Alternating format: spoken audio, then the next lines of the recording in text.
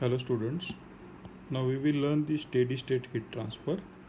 So heat transfer is going to occur when there is a temperature difference.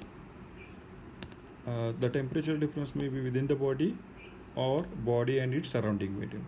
So this will cause the heat transfer to occur. Now we will see the three different examples: conduction, convection and radiation. First we will see the conduction. So heat flow through the wall of a heated room on a winter day is an example of a conduction. So if you consider a wall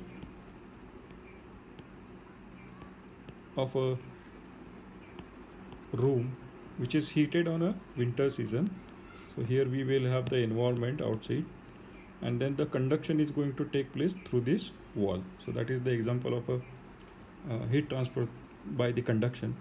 In this case, in a thermally isotropic medium, the Fourier's law for two-dimensional heat flow is given as Qx is equal to minus k dabba t by dabba x, and Qy is equal to minus k dabba t by dabba y, where T is equal to T in bracket x comma y, a temperature filled within the medium. Qx and Qy are the components of heat flux.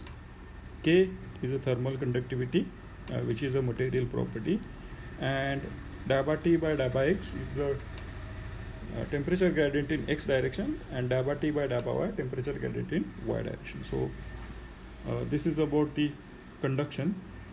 If you calculate the resultant, then it will be given as resultant heat flux is Q is equal to Qxi plus Qyj, and it will be at a right angles to the isotherm. So if this is the isotherm, then it will be at a right angle Q, and then Qx and Qy are the components of this Q resultant.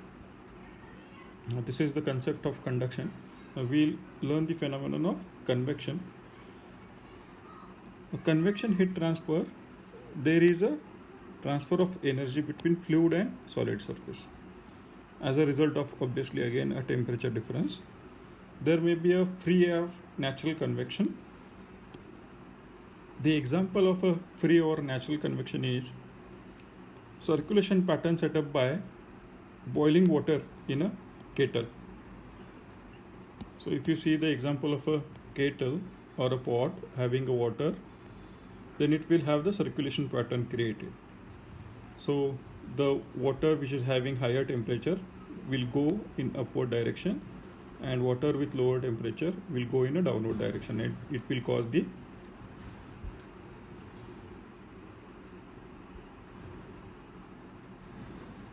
circulation pattern created. Whereas if a fan is used for causing a flow of fluid, then it is called forced convection. So governing equation in this case, Q is equal to H in bracket temperature of a surface minus temperature of a fluid. So Q is equal to convection heat flux in watt per meter square, and then H is convection heat transfer coefficient, or we will call it as a film coefficient, which is given in watt per meter square degree Celsius, and Ts and T infinity, surface and fluid temperatures respectively. So this is the convection.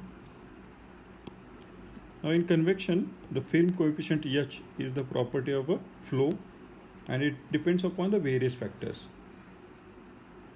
such as whether convection is natural or forced, whether flow is laminar or turbulent, a type of fluid. So all these parameters will affect on the film coefficient. Now we will see the convection. We have seen the convection, conduction. Now we will see the radiation also. So thermal radiation. The thermal radiation heat flux is proportional to the fourth power of absolute temperature, and then it will have the non-linear nature. So this is all about the steady state heat transfer.